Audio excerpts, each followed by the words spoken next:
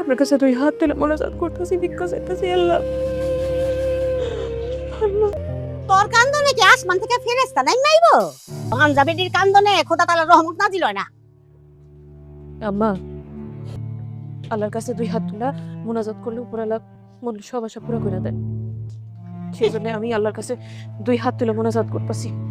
আহা, বছর বইরাই তো এই সব বংশং দেখতাছ।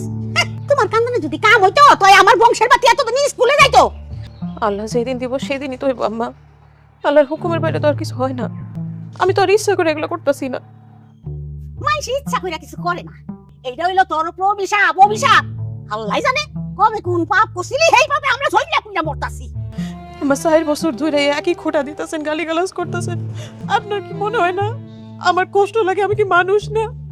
আরে এত যদি কষ্ট লাগে, এত যদি দুঃখ লাগে তাহলে তো কবে এই বাইরে ছেড়ে তুই যাইতিরা। আমার পোলারে আরেকবার বিয়া করার সুযোগটা দিতি। সেই আমার ছাড়া কিছু বুঝে না, সে আমার প্রাণ দিয়া ভালোবাসে, আমিও তোরে ভালোবাসি। প্লিজ আমারই এখন ভালোবাসার কপালে প্লিজ আমারই। ভালোবাসা, ভালোবাসা দিয়ে আমার কোনো কাম হইব না। আমার বংশের প্রদীপ চাই, বংশের বাতি চাই, সব কথা। আপনি কি কইতে চাইতেছেন?